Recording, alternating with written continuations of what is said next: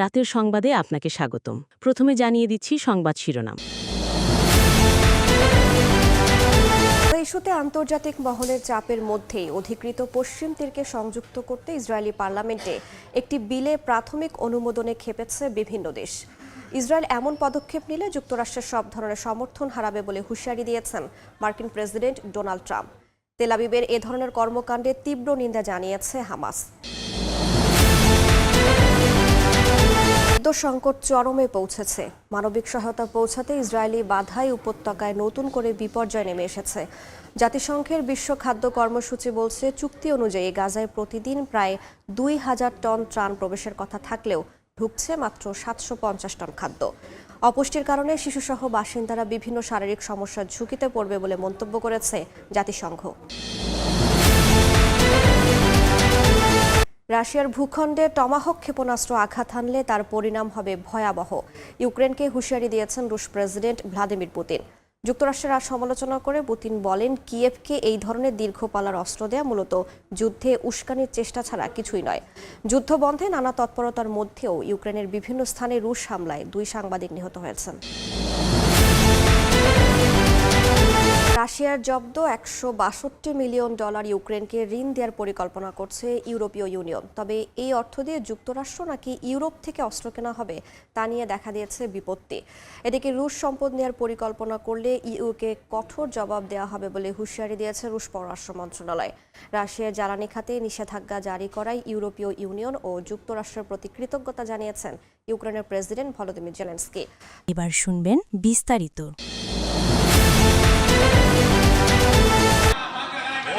স্থানীয় সময় বুধবার ইসরায়েলি পার্লামেন্ট নেসেটে অধিকৃত পশ্চিম তীরকে ইসরায়েলের সঙ্গে সংযুক্ত করা ও ইহুদি বসতি সম্প্রসারণ সংক্রান্ত 2টি বিলে প্রাথমিকভাবে অনুমোদন দেয়া হয়। 120 সদস্যের নেসেটে 25-24 ভোটে পাশ হয় বিলটি।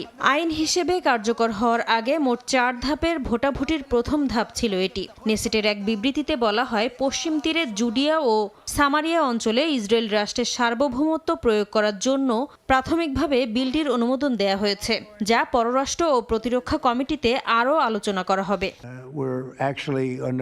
তবে ইসরায়েল পশ্চিম তীর সংযুক্ত করার পথে হাঁটলে দেশটি যুক্তরাষ্ট্রের সমর্থন হারাবে বলে হুঁশিয়ারি দিয়েছেন মার্কিন প্রেসিডেন্ট ডোনাল্ড ট্রাম্প।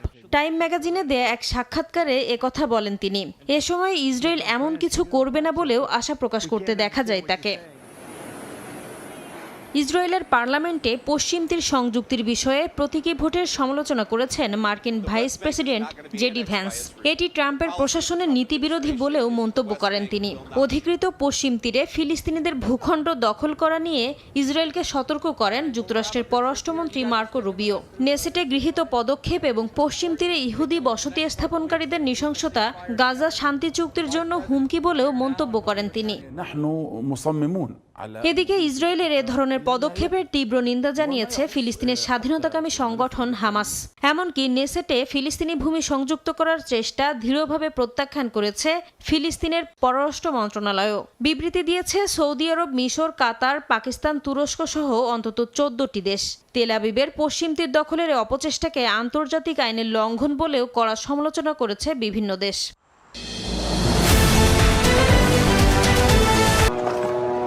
যত দূর চোখ যায় শুধু ধ্বংসস্তূপ আর ধ্বংসস্তূপ। গাজায় যুদ্ধবিরতি কার্যকরের পর যতটা উচ্ছ্বাস নিয়ে বাস্তুচ্যুত ফিলিস্তিনিরা নিজ ভূখণ্ডে এসেছিলেন, এখন তা ধীরে ধীরে ফিকে হতে শুরু করেছে। ইসরায়েলি হামলায় হারাতে হয়েছে পরিবার পরিজন, হারাতে হয়েছে আশ্রয়স্থল। যুদ্ধবিরতি কার্যকরের 2 সপ্তাহ পেরুলেও খাদ্য সংকট আগের মতোই রয়ে গেছে। অনাহার অর্ধাহারে দিন পার করছেন বাসিন্দারা। 10 অক্টোবর যুক্তরাষ্ট্রসহ মধ্যস্থতাকারীদের মাধ্যমে গাজায় যুদ্ধবিরতি কার্যকর হয়। চুক্তি অনুযায়ী প্রতিদিন প্রায় ২,০০০ টন ত্রাণ গাজায় প্রবেশের কথা থাকলেও বর্তমানে প্রতিদিন গড়ে মাত্র ৭৫০ টন খাদ্য প্রবেশ করছে। মানবিক সহায়তা পৌঁছাতে ইসরায়েলি বাধাই উপত্যকায় নতুন করে বিপর্যয় নেমে এসেছে বলে জানিয়েছে জাতিসংঘের স্বাস্থ্য সংস্থা WHO। এদিকে জাতিসংঘের জনসংখ্যা তহবিল ইউএনএফপি এর উপনির্বাহী পরিচালক জানান, বর্তমানে গাজায় নবজাতকের 70%ই সময়ের আগে জন্ম নিচ্ছে, যাদের বেশিরভাগই স্বল্প ওজনের। 2023 সালের অক্টোবরে এই হার ছিল মাত্র 20%। এমনকি অপুষ্টি শুধু মায়ের নয়, নবজাতকের ওপরও প্রভাব ফেলবে, যা সারা জীবনের জন্য স্বাস্থ্য সমস্যার ঝুঁকি তৈরি করবে বলেও মন্তব্য করেন তিনি। এমনকি যেসব শুকনো খাবার প্রবেশ করছে তাতেও বাসিন্দাদের প্রয়োজনীয় পুষ্টির চাহিদা মিটছে না বলেও জানান তিনি। এদিকে বৃহস্পতিবার অক্সফাম ও নরওয়েজিয়ান রিফিউজি কাউন্সিল সহ 41টি আন্তর্জাতিক সংস্থা এক খোলা চিঠিতে গাজায় মানবিক সহায়তা প্রবেশে ইসরায়েলের বিরুদ্ধে ইচ্ছাকৃতভাবে বাধা দেওয়ার অভিযোগ এনেছে। এর আগে বুধবার গাজায় ক্ষুধাকে ইসরায়েল অস্ত্র হিসেবে ব্যবহার করছে বলে এক রায়ে জানিয়েছেন আন্তর্জাতিক বিচার আদালত আইসিজে। ঐতিহাসিক এক আইনি মতামতে উপত্যকায় মানবিক সহায়তা পৌঁছানো নিশ্চিত করতে ইসরায়েলকে নির্দেশনা দেন আদালত।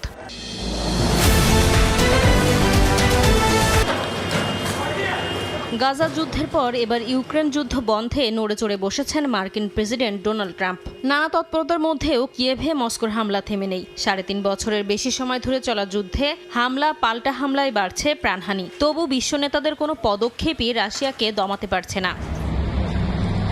ইউক্রেনের পূর্বাঞ্চলীয় ক্রামাতরস্ক শহরে রুশ ড্রোন হামলায় এবার প্রাণ হারালেন সাংবাদিক সহ বেশ কয়েকজন। স্থানীয় সময় বৃহস্পতিবার দোনেৎস্ক অঞ্চলের গভর্নর এ তথ্য নিশ্চিত করেন। একটি পেট্রোল স্টেশনে গাড়ির ভেতরে অবস্থান করছিলেন তারা। এ সময় রাশিয়ার একটি ল্যান্ডসেট ড্রোন তাদের উপর হামলা চালায়। ইউনেস্কোর তথ্য অনুযায়ী চলমান যুদ্ধে এ পর্যন্ত অন্তত 23 সাংবাদিক নিহত হয়েছেন। একই দিন কিয়েভে ড্রোন হামলায় আহত হন আরও কয়েকজন।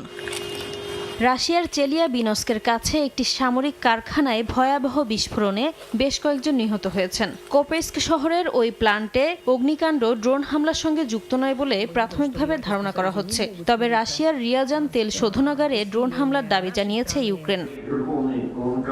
যুদ্ধে ইউক্রেন মার্কিনীদের তৈরি টমাহক ক্ষেপণাস্ত্র ব্যবহার করলে তার পরিণাম ভয়াবহ হবে বলে হুঁশিয়ারি দিয়েছেন রুশ প্রেসিডেন্ট ভ্লাদিমির পুতিন। যুক্তরাষ্ট্রের সমালোচনা করে কিয়েভকে এই ধরনের দীর্ঘপাল্লার অস্ত্র দেয়া মূলত যুদ্ধে উস্কানির চেষ্টা ছাড়া আর কিছু নয় বলে মন্তব্য করেন তিনি। পশ্চিমা নেতাদের উদ্দেশ্যে বলেন, রাশিয়ার ভূখণ্ডে এমন অস্ত্র দিয়ে আঘাত হানা হলে তার প্রতিক্রিয়া কেমন হবে তা নিয়েও ভালোভাবে ভাবা উচিত। এদিকে রাশিয়ার হামলার জবাবে ইউক্রেন কখনোই মার্কিনীদের দেয়া দীর্ঘপাল্লার কোনো অস্ত্র ব্যবহার করেনি বলে জানিয়েছেন প্রেসিডেন্ট জেলেনস্কি। ব্রাসেলসে সাংবাদিকদের সঙ্গে আলাপকালে একথা বলেন তিনি। নিজেদের সক্ষমতা যেমনই হোক, কিয়েভ বারবার ওয়াশিংটন ডিসির কাছে টমাহক ক্ষেপণাস্ত্রের অনুরোধ জানিয়ে আসছে। সম্প্রতি ইউক্রেনের প্রেসিডেন্ট ভলোদিমির জেলেনস্কি হোয়াইট হাউসে মার্কিন প্রেসিডেন্ট ডোনাল্ড ট্রাম্পের সঙ্গে বৈঠকে বিষয়টি উত্থাপনও করেন। তবে অস্ত্র সরবরাহের নিশ্চয়তা পাননি তিনি। গত সপ্তাহে পুতিনের সঙ্গে ফোনালাপের পর ইউক্রেনকে টমাহক দিয়ে নিজের অস্ত্রভান্ডার খালি করা ঠিক হবে না বলে জানান মার্কিন প্রেসিডেন্ট ডোনাল্ড ট্রাম্প।